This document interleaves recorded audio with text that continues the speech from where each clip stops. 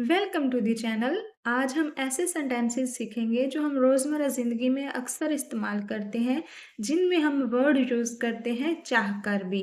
मिसाल के तौर पर मैं चाहकर भी नहीं जा सका, वो चाहकर भी तुमसे बात नहीं कर सकी, मैं चाहकर भी देर से नहीं उठ सका, तुम चाहकर भी मेरा कुछ नहीं कर सकते। इन तमाम सेंटेंसेस में एक बात कॉमन है और वो है चाहकर भी। तो इसके लिए इंग्लिश में हम वर्ड यूज़ करते हैं इवन इफ। ऐसे सेंटेंसेस को ट्रांसलेट करने के लिए जो स्ट्रक्चर यूज़ होता है उसमें सबसे पहले हम लिखेंगे इवन इफ प्लस हम लिखेंगे सब्जेक्ट, इसके बाद हम लिखेंगे वांट्स या फिर वांट टू, या इसकी जगह पे वांटेड टू का यूज़ कर लेंगे, या फिर इसकी जगह पे हम विल वांट टू का यूज़ करेंगे। इसके बाद फिर से हमारा सब्जेक्ट आएगा, इसके बाद कांट लिखेंगे या फिर कुड नॉट, या फिर will not be able to, plus आ जाएगा हमारा वर्ब। अब देखिए इतना बड़ा स्ट्रक्चर देख के आप ये मत सोचिएगा कि हमें याद करना पड़ेगा, ये बहुत मुश्किल स्ट्रक्चर है। बिल्कुल भी मुश्किल नहीं है और ना ही आपको याद करना पड़ेगा। देखिए ये स्ट्रक्चर हमने तमाम टेंसेस के अकॉर्डिंग लिखा है। अगर हमारा सेंटेंस प्रेजेंट में होगा तो हम इवन इफ के बाद सब्जेक्ट लिखेंगे और सब्जेक्ट के बाद लिख लेंगे वांट, प्लस हम इसमें लिखेंगे फिर से सब्जेक्ट और फिर यूज कर लेंगे कांट का, और देन लास्ट पे आ जाएगा हमारा वर्ब। और अगर हमारा सेंटेंस पास्ट में होगा तो हम इवन इफ के बाद सब्जेक्ट लिखेंगे और उसके बाद लिख लेंगे वांटेड टू, प्लस हम इसमें लिख लेंगे कुड नॉट, और लास्ट पे आ जाएगा हमारा वर्ब और अदर वर्ड्स आ जाएंगे। ठीक है। और अगर हमारा सेंटेंस होगा फ्यूचर में तो हम लिख लेंगे विल वांट टू, प्लस हमारा सब्जेक्ट आ जाएगा, इसके बाद हम लिख लेंगे बी एबल टू। अगर हमारा सेंटेंस प्रेजेंट में होगा तो ये स्ट्रक्चर हम यूज करेंगे। अगर सेंटेंस हमारा पास्ट में होगा तो ये स्ट्रक्चर हम यूज करेंगे। और अगर हमारा सेंटेंस फ्यूचर में होगा तो इस स्ट्रक्चर का यूज किया जाएगा। तो सबसे पहले हम बात कर लेते हैं प्रेजेंट के सेंटेंसेस की। जैसे तुम चाह कर भी मेरा कुछ नहीं कर सकते, या ये भी कह सकते हैं तुम चाह कर भी मेरे लिए कुछ नहीं कर सकते। तो यहाँ पे चाह कर भी, इसके लिए तो हम लिख लेंगे इवन इफ, उसके बाद हम इवन इफ के बाद लिखेंगे सब्जेक्ट, तो सब्जेक्ट इसमें तुम है, लिख लेंगे यू। आप देखिए डिजायर इसमें क्या है, चाहने के लिए हम यहाँ पे लिख लेंगे वांट टू। और अगर यहाँ पे यू की जगह पे हमारा सब्जेक्ट सिंगुलर होता, जैसे ही, शी, इट या किसी एक शख्स का नाम, तो फिर हम उसके साथ वांट्स टू का यूज करते हैं, क्योंकि वर्ब की फर्स्ट फॉर्म के साथ एस या ई एस का यूज करते हैं। सब्जेक्ट जो है सिंगुलर होता है प्रेजेंट इंडेफिनिट के सेंटेंस में। और इसी तरह अगर हमारा सब्जेक्ट जो है दो या दो से ज़्यादा लोगों पर मुश्तमिल होता है, जैसे आई, वी, यू, दे, तो इनके साथ हम सिंपली वर्ब की फर्स्ट फॉर्म यूज़ करते हैं। तो यहाँ पे हमारा सब्जेक्ट है यू, इसलिए हमने यहाँ पे यूज़ किया है वांट टू का। Even if you want to, फिर से हम सब्जेक्ट लिखेंगे यू, इसके बाद हम इसमें ये प्रेजेंट का सेंटेंस है तो कांट का यूज़ करेंगे। can't do anything for me.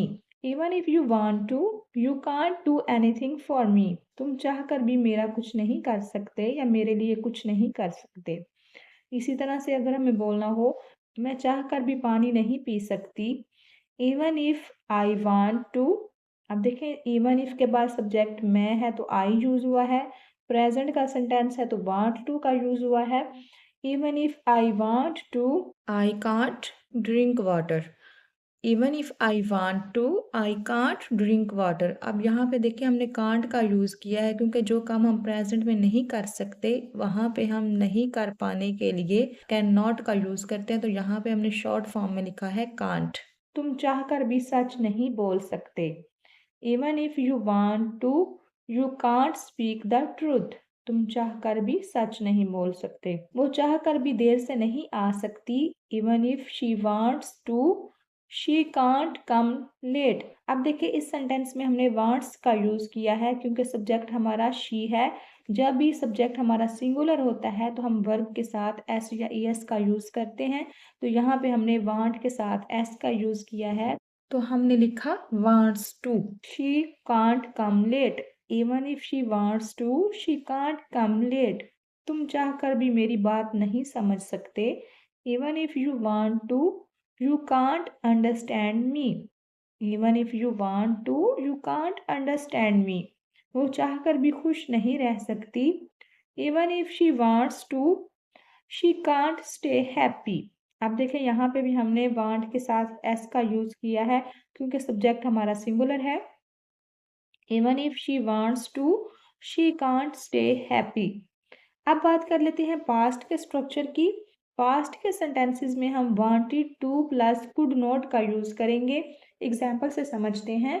वो चाह कर भी अपनी किताब नहीं पढ़ सकी। Even if she wanted to she could not read her book. अब देखें यहाँ पे हमने वांटेड टू का भी यूज किया है और कुड नॉट का यूज किया है। क्योंकि ये सेंटेंस हमारा पास्ट में है तो इसलिए हमने दोनों जगह पे हमने पास्ट फॉर्म्स यूज की हैं। इसी तरह से अगर हमें बोलना हो मैं चाह कर भी देर से नहीं आ सका, चाह कर बी, इसके लिए हम लिख लेंगे इवन इफ। इवन इफ इसके बाद सब्जेक्ट मैं है तो आई आ जाएगा। Even if I wanted to I could not come late.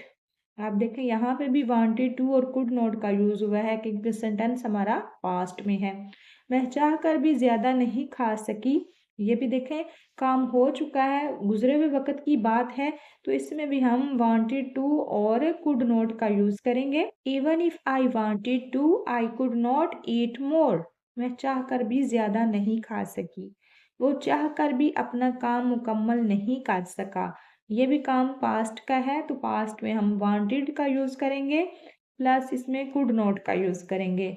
तो चाह कर भी के लिए लिख लेंगे even if he wanted to he could not finish his work. Even if he wanted he could not finish his work. अब बात कर लेते हैं फ्यूचर के सेंटेंसेस की। तो फ्यूचर में हम will want to plus won't be able to का यूज करेंगे।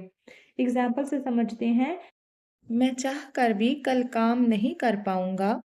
आप देखें ये सेंटेंस हमारा फ्यूचर का है क्योंकि इसमें आने वाले वक्त की बात हो रही है तो इसमें हम विल का यूज करेंगे, विल वांट टू, और साथ में हम वॉन्ट बी एबल टू का यूज करेंगे। तो सेंटेंस कुछ इस तरह से बनेगा। चाह कर भी के लिए हम पहले लिख लेंगे इवन इफ, इसके बाद सब्जेक्ट लिखना है तो सब्जेक्ट मैं है तो इसके लिए आ जाएगा आई। Even if I will want to, मैं चाह कर भी कल काम नहीं कर पाऊंगा। I won't be able to do the work tomorrow. I won't be able to do the work tomorrow. तो सेंटेंस हमारा कंप्लीट बनेगा। Even if I will want to I won't be able to do the work tomorrow. वो चाह कर भी अगले हफ्ते शादी में नहीं आ सकेगी। अब ये भी सेंटेंस फ्यूचर का है क्योंकि आने वाले वक्त में काम होने के बारे में बताया जा रहा है तो इसमें भी हम विल का यूज करेंगे। Even if she will want to she won't be able to come to the wedding next week. वो चाह कर भी अगले हफ्ते शादी में नहीं आ सकेगी। Even if she will want to she will not be able to come to the wedding next week. Will not की शॉर्ट फॉर्म हमने यहाँ पे यूज की है वॉन्ट। इसी तरह से अगर हमें बोलना हो मैं चाह कर भी मुस्तकबिल में ज़्यादा सफ़र नहीं कर पाऊंगा। मैं चाह कर भी even if I will want to, मैं चाह कर भी even if I will want to मुस्तकबिल में ज़्यादा सफ़र नहीं कर पाऊंगा। I won't be able to travel much in future. I won't be able to travel much in the future. वो चाह कर भी अगली बार इम्तिहान में बेहतरीन नंबर नहीं ला सकेगी।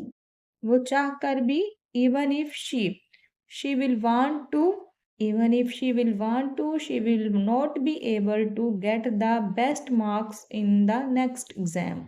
विल नॉट की यहाँ पे शॉर्ट फॉर्म वॉन्ट यूज करेंगे हम। She won't be able to get the best marks in the next exam. I hope यहाँ तक आप सभी को क्लियर हो गया होगा। ये वाला सेंटेंस आप ट्रांसलेट करके मुझे बताइएगा कि इस सेंटेंस की क्या ट्रांसलेशन होगी। वो चाह कर भी तुमसे बात नहीं कर सकी। ये सेंटेंस हमारा पास्ट का है तो पास्ट में हमें कौन से वर्ड्स यूज करने हैं। आई होप आपको अच्छे से समझ में आ गया होगा। आज की क्लास में हमने तीनों टेंसेस के अकॉर्डिंग इस टाइप के सेंटेंसेस को ट्रांसलेट करना सीखा है। आई होप आपको अच्छे से क्लियर हो गया होगा कि प्रेजेंट में हमें कौन से वर्ड्स यूज़ करने हैं, पास्ट में हमें कौन सा स्ट्रक्चर यूज़ करना है और फ्यूचर में हमें किस तरह से सेंटेंसेस को ट्रांसलेट करना है। और अगर आज की वीडियो अच्छी लगी हो तो एक लाइक कर दीजिएगा। मिलते हैं नेक्स्ट वीडियो लेक्चर में। Thanks for watching.